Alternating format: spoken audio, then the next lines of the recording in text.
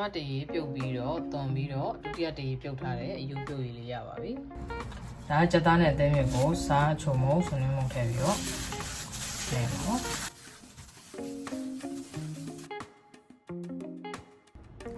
ငရုတ်သီးစီချမ်းချက်ဖို့အတွက်စီကိုရင်ဆုံးမိုက်ခရိုဝေးထဲထည့်ပြီးတော့ပို့ပေးပါမယ်စီချက်သွားပြီဆိုရင်ငရုတ်သီးခွဲချမ်းထည့်ပြီးတော့ပို့ထပ်ပေးပါမယ်အခုဆိုရင်အညော်ခံစရာမလိုဘဲနဲ့ငရုတ်သီးစီချက်လေးရပါပြီ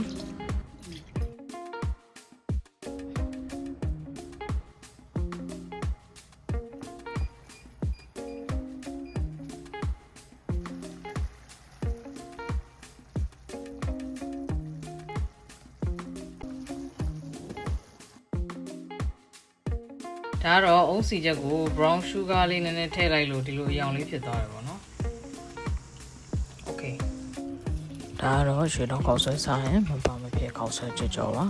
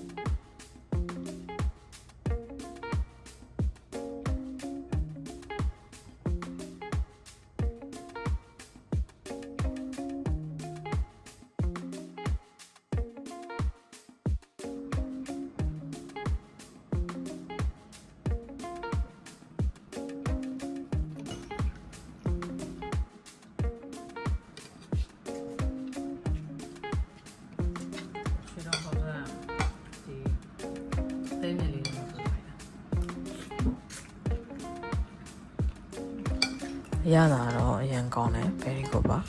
နှစ်ပွဲတစ်ထိုင်နဲ့စားလိုက်ပါတယ်